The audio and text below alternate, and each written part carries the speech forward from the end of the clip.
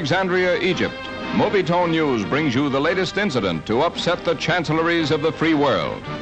President Nasser delivering his fiery speech telling of his nationalization of the Suez Canal. A seizure from private interests that the Egyptian says is his answer to the West for refusing to finance the Aswan Dam. It's a situation fraught with implications. But undeterred, President Nasser raises his country's flag to symbolize his action. And although his followers hail him and carry him triumphantly on their shoulders, in London, Paris, and Washington, the fate of the strategic waterway causes grave concern. A lifeline between the East and West, the free world does not want it dependent on the Egyptian government, which sends U.S. Undersecretary of State Murphy to London, where he is interviewed on the crisis by British pressmen. Have you brought any plan with you for action against Egypt?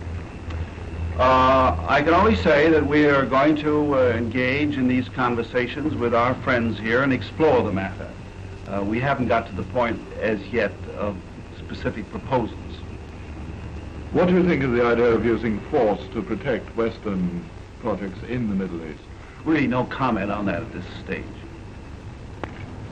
Does your government now regret its decision not to help finance the Aswan Dam? We have no regrets, no.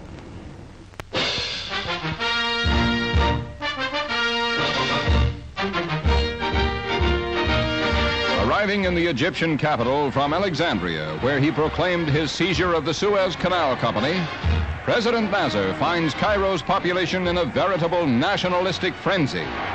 An acclaiming multitude which escorts him like a hero to the presidential palace, where he delivers another fiery speech in answer to opposition to his provocative action. Action which brings U.S. Secretary of State Dulles flying to London, where the English wait in the rain to see another momentous conference get underway at 10 Downing Street. It's a three-power meeting with France the third party, and the talks tend to favor international rule for the canal, with a bid to Russia to take a part.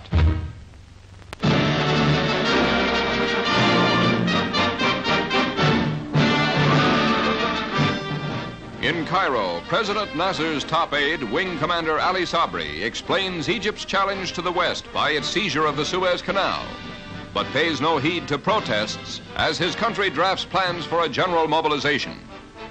A threatening gesture that sees French, British, and U.S. forces in the Mediterranean spring to activity, as here at Toulon, the great French naval base, where a fleet has gotten ready to steam Suezward. While in England, naval reservists converge on Plymouth to man 3 aircraft carriers that Britain is dispatching to the troubled waterway. A precautionary measure in the event of Egypt's refusal to attend the 24-nation meeting called to internationalize the seized canal. Regiments of paratroopers, too, are on the move, as here at Portsmouth. For each of the 3 British flat tops sailing to the Mediterranean will be loaded with these most modern of fighting units, as the West, challenged again, faces the facts.